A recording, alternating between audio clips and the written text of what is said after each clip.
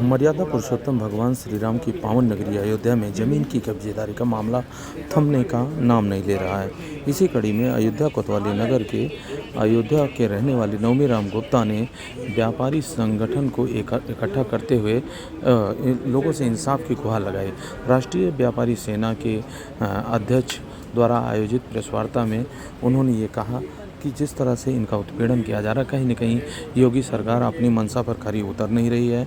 अगर इसी तरह से उत्पीड़न नहीं बंद किया गया तो हम सभी व्यापारियों को लेकर लखनऊ कालिदास मार्ग पर मुख्यमंत्री आवास के सामने धरना प्रदर्शन करने के लिए बाध्य हो जाएंगे, जिसका जिम्मेदार यहाँ का प्रशासन होगा। राष्ट्रीय व्यापारी सेना विगत कई वर्षों से हम लोग व्यापारियों की सभी समस्याओं को लेकर लड़ाई लड़ते रहते हैं।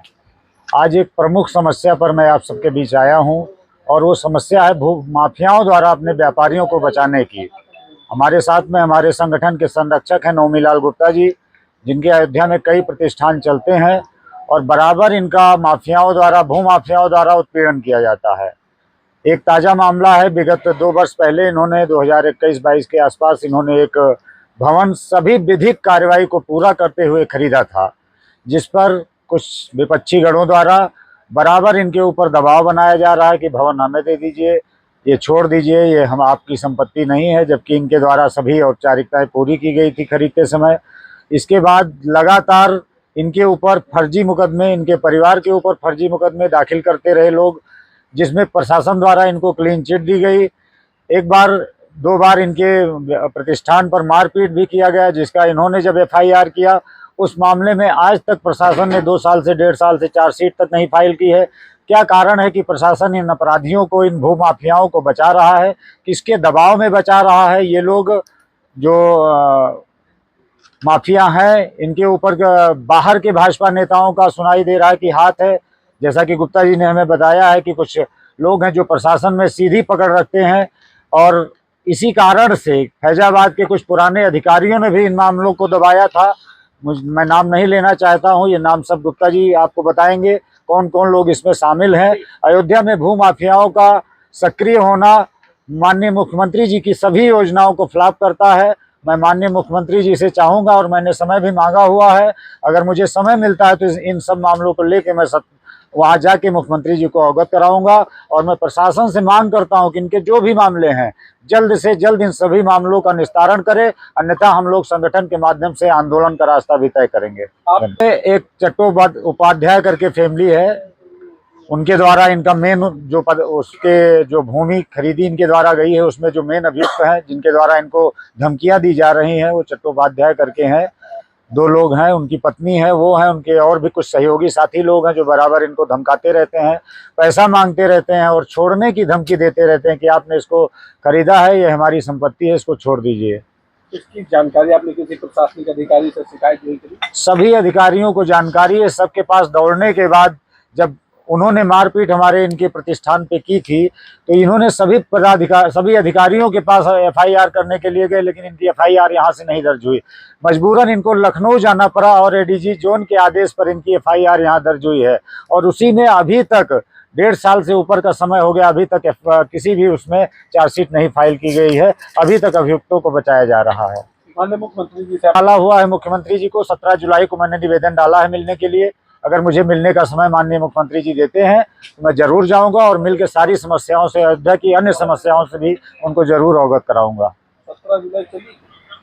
हाँ, तो मैंने आवेदन किया है ना, आवेदन दिया है। अब समय मुझे। दीपक दुबे, राष्ट्रीय अध्यक्ष, राष्ट्रीय व्यापारी सेना।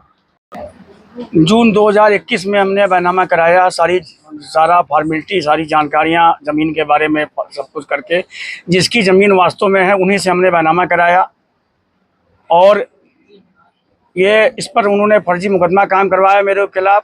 उस पर 2 बार FIR हुआ और उसके बाद और भी कई फर्जी मुकदमे हमारे खिलाफ मुकदमा उन्होंने कराया जो चल रहा है। और हमारे यहाँ जनवरी 2023 में इन्होंने कब्जा करने का प्रयास किया, उसके पहले भी कब्जा करने का प्रयास किया था। उस कब्जा करने में इन्होंने हमारे आदमियों को गाली गलौज मारपीट करने का भी प्रयास किया, थोड़ा बहुत किया भी, और उसके बाद हमने उसमें मुकदमा लिखवाया गया। उस मुकदमे को यहाँ नहीं लिखा गया। मैंने काफ़ी आजी साहब पुराने जो थे उनके साथ दौड़ धूप करके इधर उधर काफ़ी कई बार गए। जब नहीं लिखा गया तो मुझे मजबूरन जो है एडीजी जो उनके पास जाना पड़ा। वहाँ मेरी बात जो है जांच पड़ताल होके सीओ अयोध्या ने मेरा मुकदमा दर्ज किया। किस तरह के बैनामा आपने कब लिया था और कौन लोग जो है आपकी जमीन पे जो है कर रहे हैं कब्जे? ये कलकत्ता के प्रियोनाथ चट्टोपाध्याय, उनकी पत्नी इंद्रानी हैं, जो कि अपने आप को मंसूर मंदिर के जो है मंदिर के कोई पदाधिकारी मतलब बताते हैं। बैनामा आपने कब लिया? बैनामा 2021 जून 21 मतलब 21 में लिया गया है, अभी जून आप क्या 21 में। क्या मांग करते हैं? अब मांग यही कर रहे हैं कि हमारे पास खिलाफ फर्जी मुकदमे कायम हो रहे हैं। हमारा जो मुकदमा उसमें सुनवाई नहीं हो रहा है। क्या कौन सा प्रभाव दबाव है उनका, कि वो कौन फंडा किस प्रकार से कराते हैं अधिकारियों के ऊपर। किस तरह के फर्जी मुकदमे हैं आपको? किस तरह के फर्जी मुकदमे? मतलब टायर काटने का मुकदमा लिखवाया उन्होंने, इसमें जो है मुकदमा कायम करवाया, उसमें एफआईआर लगा 2 बार, और भी तमाम धमकियां देते हैं हमको। और यहाँ पर अभी कौन सा मुकदमा है? ये जो मुकदमा हाल में ये 22 जनवरी उद्घाटन के समय आए थे, एक दिन पहले। उस समय भी हमारी मुलाकात इनसे नए घाट पर हो गई, हम गए थे। उस समय भी ये जो है ये धमकाए उमकाए, और उसके बावजूद भी जो है उसमें हमने एप्लीकेशन डाला, मेरी कोई सुनवाई नहीं हुई। फिर हमने मजबूरन 156(3) किया गया कोर्ट में।